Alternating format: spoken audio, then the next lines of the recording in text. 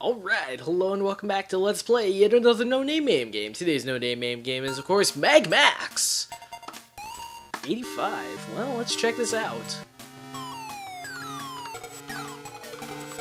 So what are the first things you're going to notice about this game? Mode 7. That's 85. Mode 7. You've got, this background that kind of scales. And I mean, yeah, it's a little imperfectly implemented, but it's still really cool, especially for a game from, like, the mid-80s.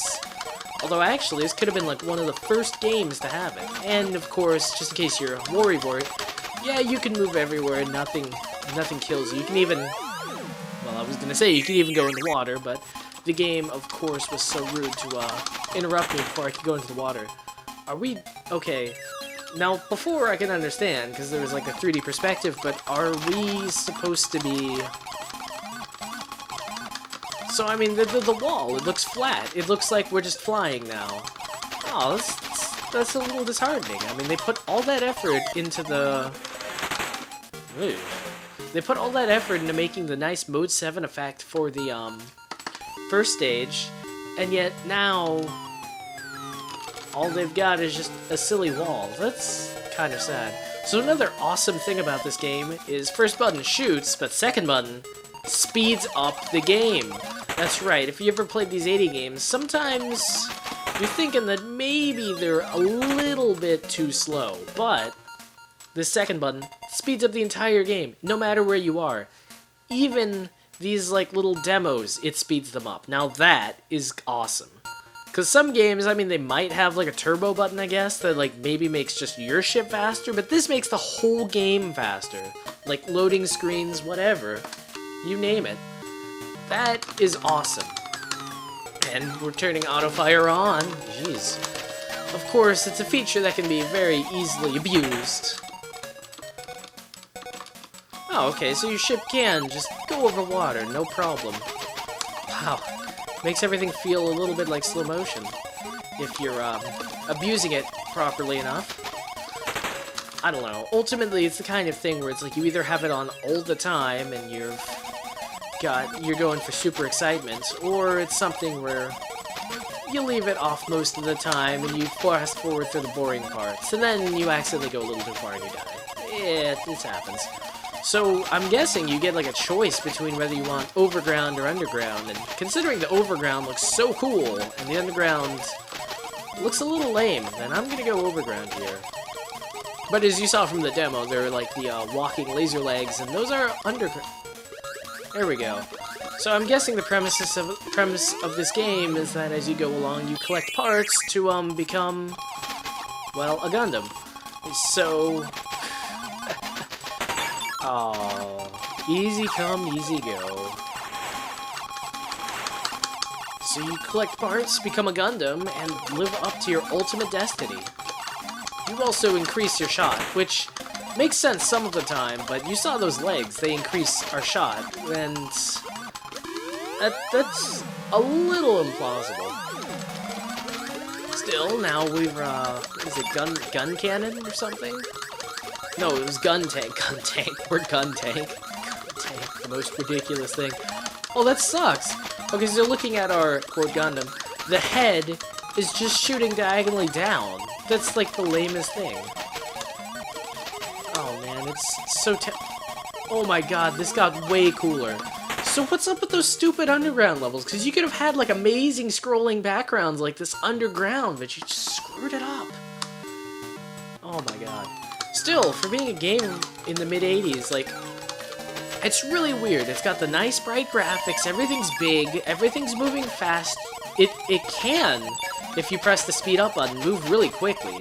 So, I mean, this is like a fully featured game. This is like arguably a 90s arcade game, and yet at the same time, it's so thoroughly 80s, just you can just tell just because of like the general font and whatnot. Oh, you need to have the legs or something in order to have the handgun. Well, I know it makes sense in real life, but come on, this is a video game.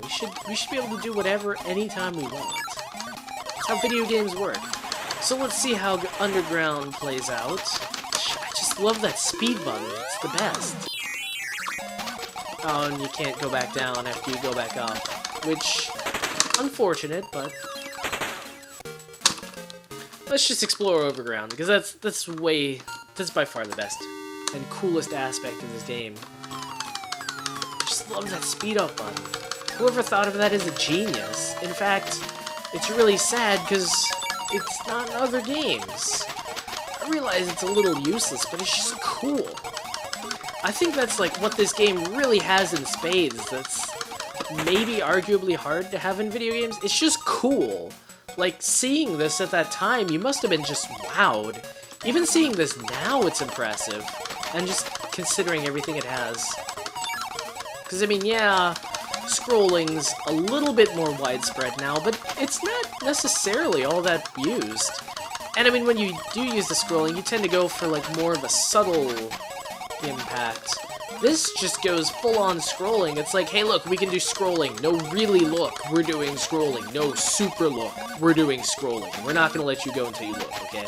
That's pretty much just what they're doing here. Oh, man, those fire shots. You just have to, like, man up and just take it. And by take it, I mean move to the right place, but, like, there's no way you can dodge. It's kind of weird. It's like some patterns in some shot patterns in shoot 'em ups you can't dodge fully. You just have to like man up and then just go to the right place at the right time. And then also too, I mean, the game hides it, but it's got its own little HP system, so I dare say this game was ahead of its time. Although it is a little disappointing looking at the Mode 7 thing. I mean, you sort of saw it in the desert, but there aren't really things like sticking up, so you don't get the whole scrolling effect. But, I mean, yeah, you look down and it's like trees, yeah, but it's all just textures. It's not like extra little things popping up, which, I don't know, that would have been the thing that would have made this from like super cool to the coolest ever, but it's by no means absolutely necessary, and the game can get by without it. And in fact, the enemies are, like, occupying that weird sort of, ooh, sword. Oh man, we could even buzzsaw through those annoying blockades. And the laser saw is, like, always active. You don't even have to be pressing A a whole bunch. That's really charitable of these guys.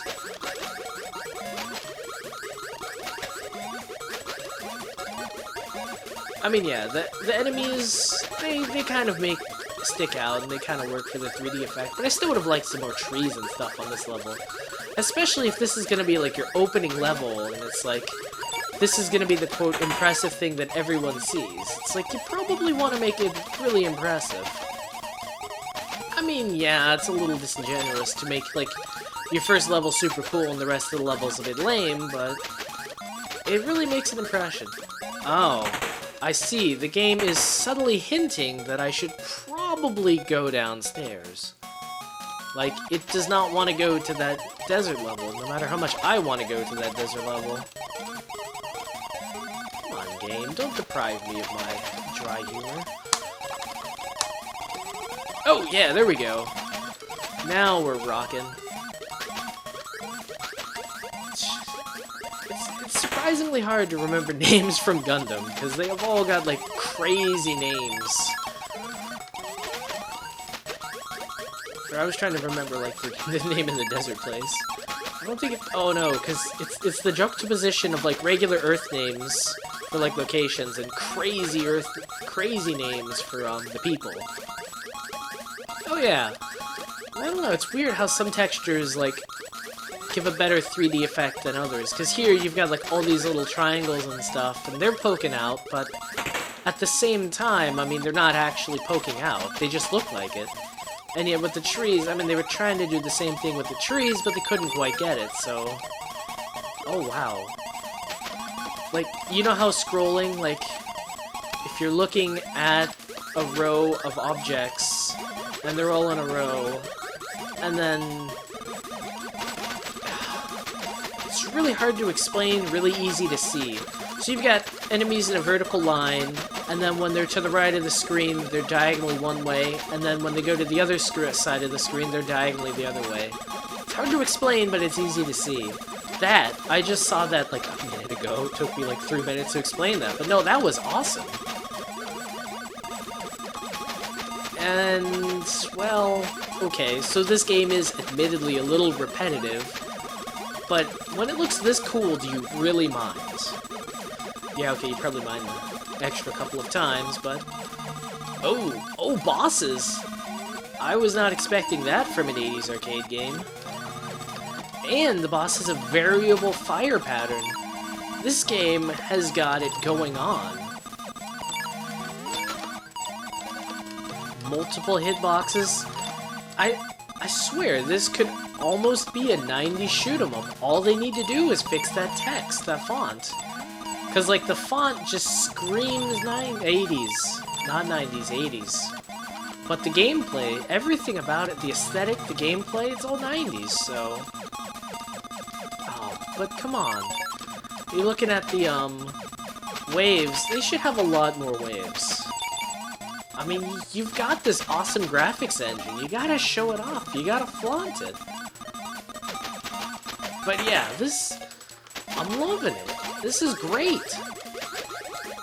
And then the Gundam thing, it just makes it easy enough that you can go through.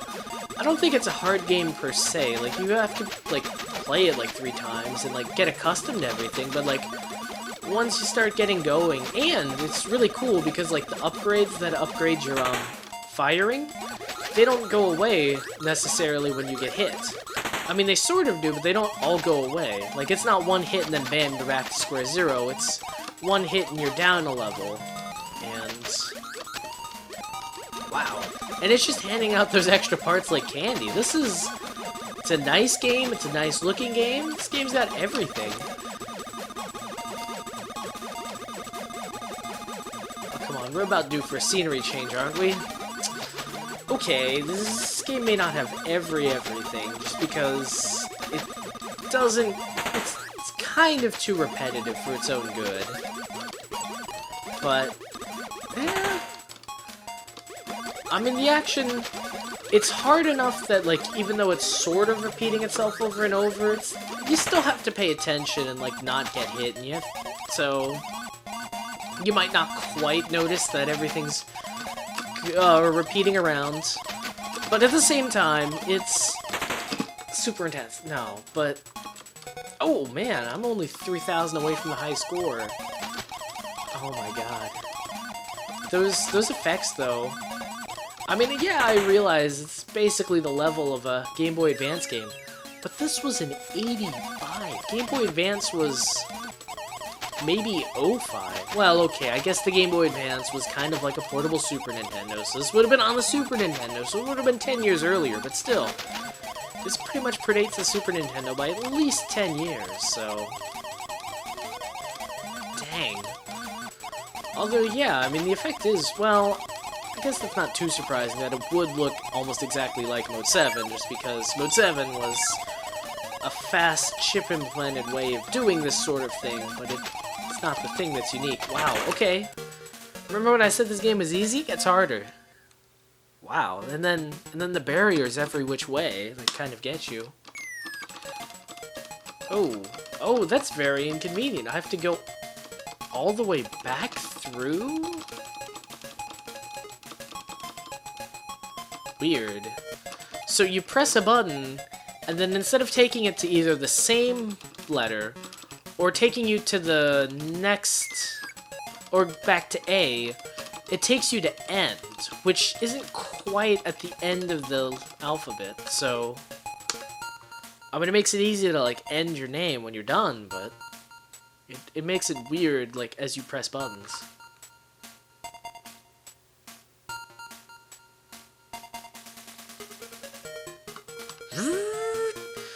Man, I don't know. It's an awesome game, and if you ever get like bored of the one-way, there's a downstairs you can explore, so...